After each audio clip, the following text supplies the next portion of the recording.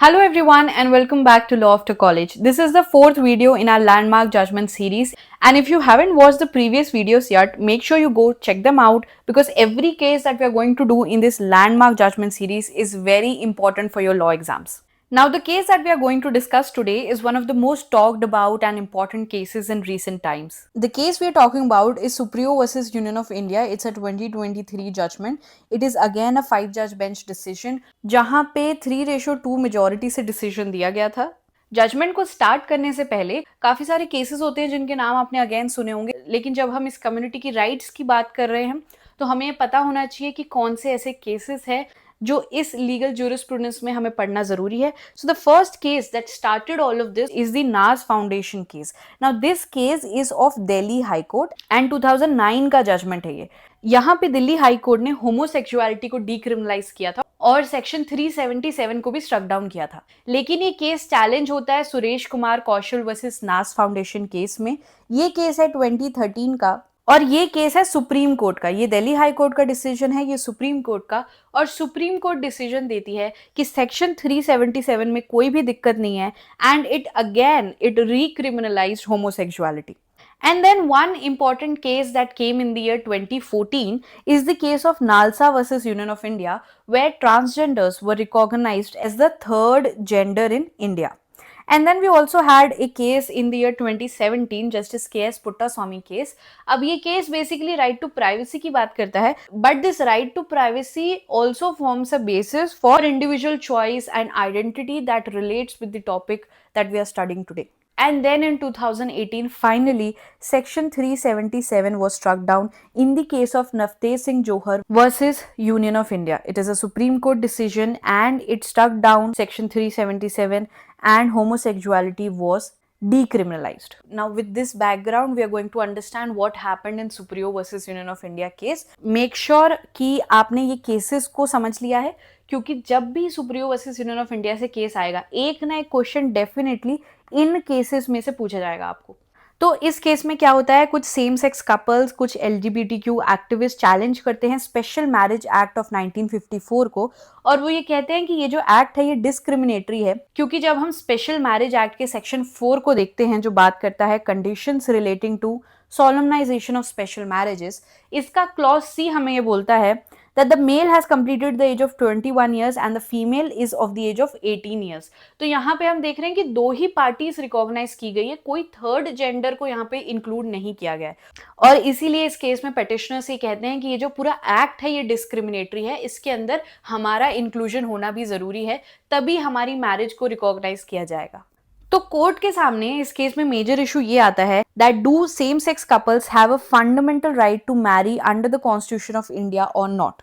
अब जैसे कि मैंने आपको बताया कि ये 5-जज बेंच डिसीजन है, यहाँ पे आप देख सकते हैं कौन कौन मेंबर्स थे बेंच के. तो एक बात पे तो ये पूरी बेंच यूनानिमसली डिसीजन देती है, और वो ये बात है कि LGBTQ+ people have a right to choose their partners, live together and be free from discrimination under article 19 and 21. और ये राइट्स इन्हें कहाँ से मिलती है, जो हमने केसेस की टाइमलाइन देखी, ये केसेस ने टाइम एंड अगेन इस चीज को रिकॉग्नाइज करते गया ये केसेस कि आर्टिकल 19 के अंदर, आर्टिकल 21 के अंदर, आर्टिकल 14 के अंदर ट्रांसजेंडर पर्सन्स की भी कॉन्स्टिट्यूशनल राइट्स है and nobody can harass them for being into a relationship. So on this part the जजेस एग्रीड यूनानिमसली. ठीक है, ये याद रखेंगे आप. लेकिन on the right to marry जजेस ने कहा कि marriage is not a fundamental right under the constitution. अगर हम हेट्रोसेक्सुअल कपल्स की भी बात करें तो वहां पे भी उनके पास जो राइट टू मैरी है वो पर्सनल लॉज में प्रोवाइडेड है, जो पार्लियामेंट बनाती है, जैसे कि हिंदू मैरिज एक्ट हो गया आपका, मुस्लिम लॉज हो गए आपके, स्पेशल मैरिज एक्ट हो गया. So court stated that there is no fundamental right to marry. One important thing you will always remember that in the Supriyo versus union of India case the court stated that there is no fundamental right to marry. The court said that marriage is a legal and social institution which is created and regulated by laws made by the parliament. Therefore, court cannot change or rewrite these laws to include same-sex couples. But it also gave transgender persons one way out. It states transgender marriages can also become valid under the Special Marriage Act if one partner identifies as male and the other as female. Then the existing marriage laws, specifically the Special Marriage Act, will apply to those marriages regardless of their biological sex, whatever their biological sex is. But if one person identifies as male and the other person identifies as female, then their marriage can be recognized. But this again creates a problem for the petitioners, because the petitioners are same sex couples. They recognize as the same sex, and that is why they are into homosexual relationships, and their marriage can still not be recognized in India. So the major downside that is there when their marriage is not recognized is that they do not get the legal rights that a married couple gets in India. And one of that legal right that was talked extensively in this case was the right of adoption. Question ये आता है, same sex couple या cure couple ही कहते हैं कि हमें अगर किसी भी चाइल्ड को अडॉप्ट करना है तो हम कर ही नहीं सकते, क्योंकि जो कारा है, जिसका फुल फॉर्म है, लिखो यहाँ पे full form, central adoption resource authority.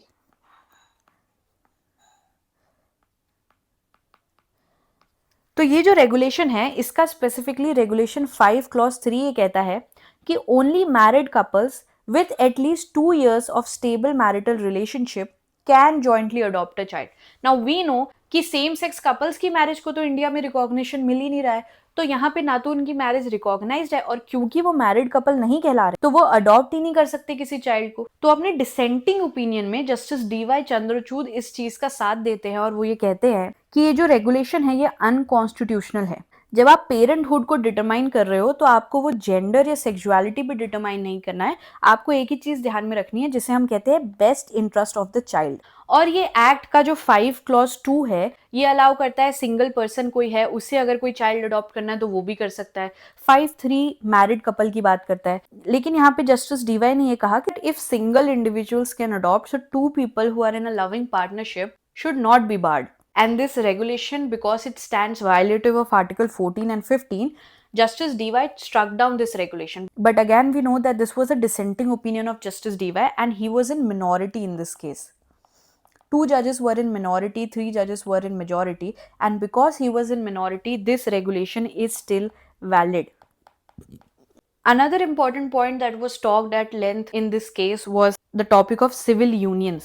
अब civil union क्या चीज होती है? Civil union हमारे कंट्री में तो रिकॉग्नाइज्ड नहीं है, लेकिन बाहर बहुत सारी कंट्रीज हो गई, जैसे कि यूएस हो गया, फ्रांस हो गया, साउथ अफ्रीका हो गया, यहाँ पे इस सिविल यूनियन की बात की गई है।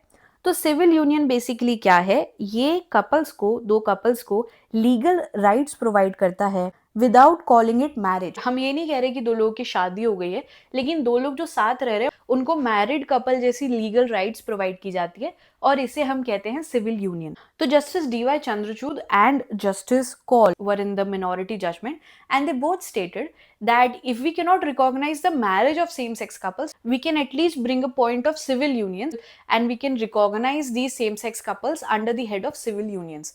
And in that manner, they will be allowed to get the legal rights of a married couple. दोनों जजेस ने ये भी कहा कि आपको एक क्वेयर वेलफेयर कमिटी बनानी चाहिए ताकि इन राइट्स के ऊपर और देखा जाए कि कौन सी राइट्स इंक्लूड करनी है, क्या क्या दिक्कतें आ रही है। तो कमिटी बनाने को तो दोनों पार्टीज ऑफ द जजेस ने कहा, मिनॉरिटी ने भी कहा और मेजॉरिटी ने भी कहा कि सजेस्टेड द गवर्नमेंट में set up a committee to study what benefits can be given to queer couples.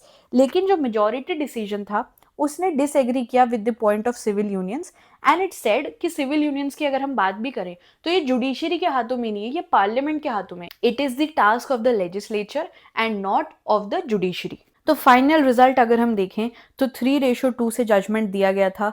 3 जजेस मेजॉरिटी में थे और उन्होंने कहा that there is no right to same sex marriage और civil unions, whereas the minority judges supported the recognition of civil unions. लेकिन all the judges unanimously upheld this part that LGBTQ plus people have the right to dignity, equality and privacy. तो यहाँ पे आपका Supriyo versus union of India case complete होता है। किसी भी law exam की तैयारी कर रहे हो, आप ये जानते हो कि केस लॉस बहुत इंपॉर्टेंट है। हमारे चैनल पे आपको डेडिकेटेड मटेरियल मिल जाता है, कॉम्प्रिहेंसिव मटेरियल है और एग्जाम रेलेवेंट मटेरियल है। आपको बिल्कुल ओवरवेल्म नहीं किया जाएगा। ऐसा नहीं है कि आपको बहुत सारे केसेस दे दिए जाएंगे, उतने ही दिए जाएंगे जितने आपके एग्जाम के लिए इंपॉर्टेंट है और जिन्हें आप मिस नहीं कर सकते। ये 3 मटेरियल्स अवेलेबल है, मॉक टेस्ट सीरीज भी अवेलेबल है स्पेसिफिकली फॉर क्लैट पीजी। इनमें से कोई भी मटेरियल की आप और डिटेल्स जानना चाहते हैं या इसे अवेल करना चाहते हैं तो डिस्क्रिप्शन बॉक्स में हमारे व्हाट्सएप चैट की लिंक अवेलेबल है, वहां जाके आप हमें मैसेज कर सकते हैं। आई होप आपको आज की वीडियो पसंद आई होगी, जो इन्फॉर्मेशन मैंने दी वो यूजफुल लगी होगी। ये जो वीडियोस रहने वाली है, ये जो केसेस हम आपको कराने वाले हैं, ये बहुत इंपॉर्टेंट है आपके लिए। इसी के साथ इस वीडियो को हम यहीं कंप्लीट करते हैं। Take care and bye bye.